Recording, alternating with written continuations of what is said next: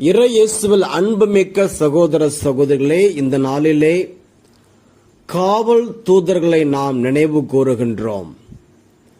தூதர்கள் என்பவர்கள் மனிதர்களுக்கும் கடவுளுக்கும் இடைப்பட்ட உயிர்கள். ஆகவே கடவுளுக்கும் மனிதருக்கும் இடையே பாலமாக அவர்கள் செயல்படுகிறார்கள். ஆண்டவராகிய கடவுள் இஸ்ரேல் மக்களோடு தூதர்களை அனுப்புகிறார்.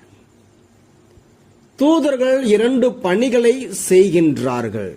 ஒன்று, வழியில் பாதுகாப்பை உறுதி செய்கின்றார்கள்.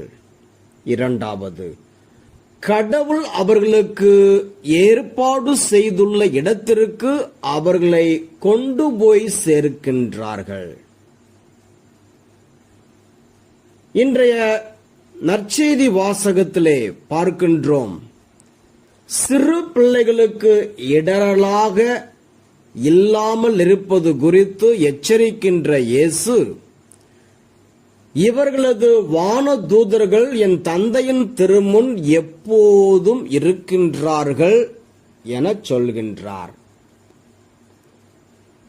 ஆக காவல் தூதர்களின் உடனிருப்பு என்பது நம் ஒவ்வொருவருடைய தனிப்பட்ட அனுபவம்.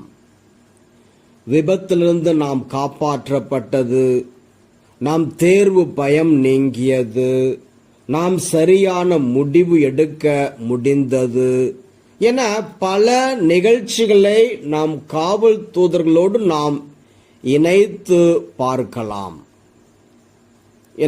பார்க்கின்றோம். நாம் உள்ளத்தில் ஒலிக்கும் குரலாகவும் காவல் தூதர் இருக்கின்றார். இதையே எசையா இறைவாக்கினர் இவ்வாறாக சொல்லுகிறார். ஏசாயா 30:21,